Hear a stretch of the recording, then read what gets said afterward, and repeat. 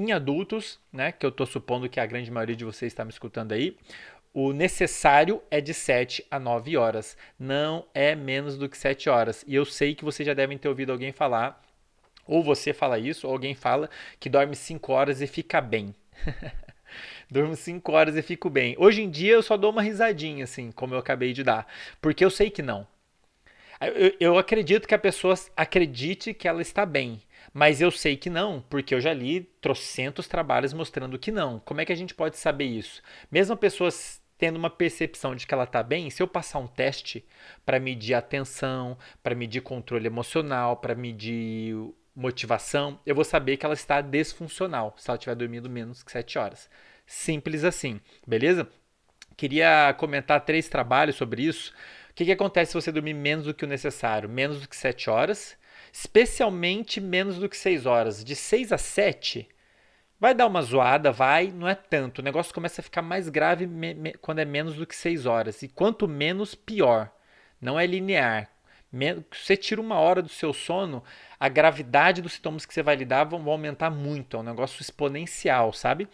Se a pessoa dorme menos que ela deveria, como eu falei, um dos sintomas que ela vai ter que lidar é déficit de atenção. E uma coisa curiosa: sono, falta de sono é cumulativo. Então, se você dormir menos que deveria hoje e dormir menos que o que deveria amanhã, essas 2 faltas de sono vão se acumular. Então, se eu durmo menos do que deveria hoje, isso vai acumular com um pouquinho menos que eu deixei de dormir no dia seguinte, mais um pouquinho que eu deixei de dormir no dia seguinte, o negócio vai acumulando. Isso é muito comum na vida das pessoas hoje, né? Aí durante a semana, acorda no horário errado, dorme no horário errado, acaba dormindo mal, acaba dormindo menos do que 7 horas, e aí segunda-feira dorme menos, terça dorme menos, quarta dorme menos, quinta dorme menos, sexta dorme menos, e essa falta de sono ela vai acumulando. É cumulativo. O seu cérebro vai te cobrar. O seu corpo vai te cobrar. Você vai pagar um preço todos os dias, que vão se acumulando, vai ficando cada vez pior.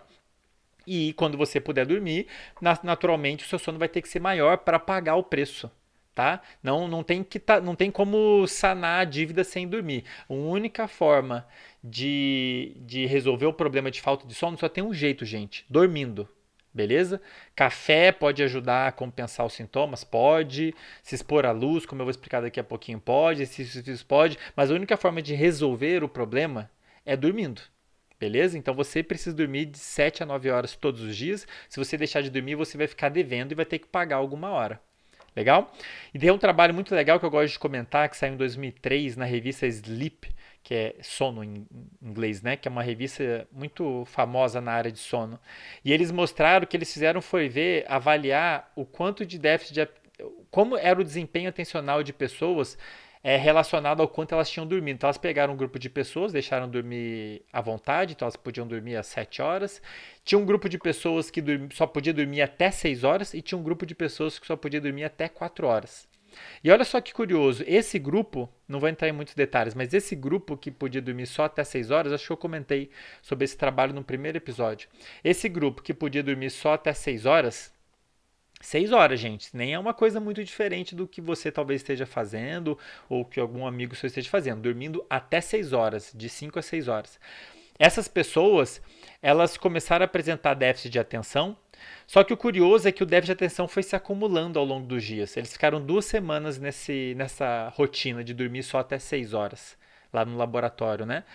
E depois de 10 dias, olha só o dado que legal, depois de 10 dias, essas pessoas, elas apresentavam problemas de atenção tão grandes quanto as pessoas que viraram a noite, que ficaram sem dormir uma noite inteira. Então você ficar 10 dias, só para vocês terem uma ideia de como que o falta de sono se acumula e a gravidade disso. Se você ficar 10 dias dormindo até 6 horas, de 5 a 6 horas, depois de 10 dias, no 10º dia, você vai ter problemas de atenção, déficit de atenção, tão grande quanto se você tivesse virado uma noite inteira.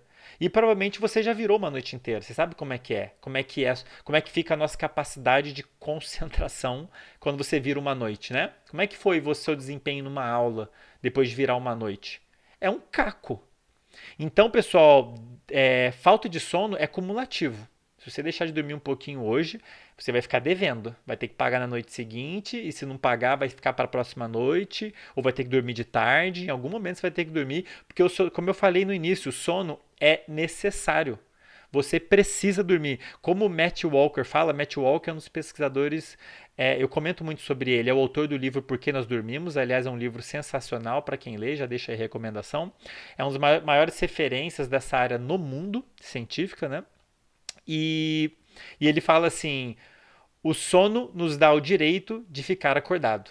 Então tudo que você faz de dia depende desses processos todos que acontecem de noite. Então eles são necessários de acontecer para você conseguir funcionar durante o dia. Simples assim, beleza? E você precisa de pelo menos 7 horas para esses processos acontecerem. Um outro trabalho, um outro sintoma que você vai ter que lidar se você dormiu mal hoje é desmotivação. Você vai ficar desmotivado no dia seguinte, mesmo que você não perceba. A sua motivação, a motivação que você vai ter para exercer esforço, prestar atenção em alguma coisa nesse podcast, ou escrever alguma coisa, ou ir à academia, qualquer coisa que exige esforço, se você dormiu mal, sua motivação vai ser menor. A chance de você tomar a decisão de não fazer aquilo vai ser maior, porque sua motivação está menor, tá?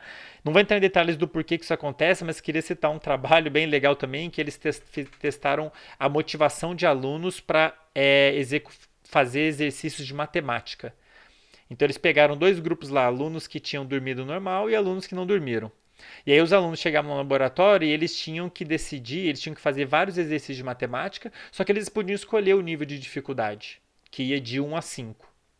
Os alunos que dormiram bem, eles tenderam a escolher níveis de contas mais difíceis.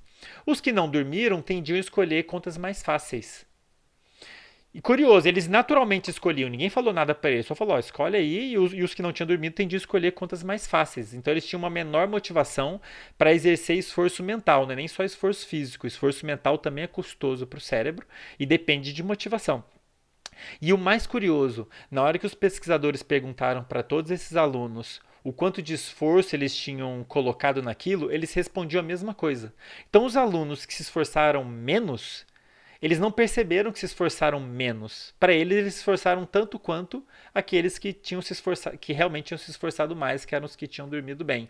Então, se você dorme mal, no dia seguinte pode saber que a tendência é você ter menor motivação. Posso gravar um outro episódio para explicar isso melhor, né? Menor motivação para exercer esforço físico e mental e a gente nem percebe isso. Por isso que eu estou falando, pessoal, quando a pessoa fala que dorme menos e está bem, a gente tem que duvidar. Quer dizer, é duvidoso, porque a nossa capacidade de avaliar o quão bem nós dormimos, o quão bem a gente está do ponto de vista motivacional e atencional, ela é muito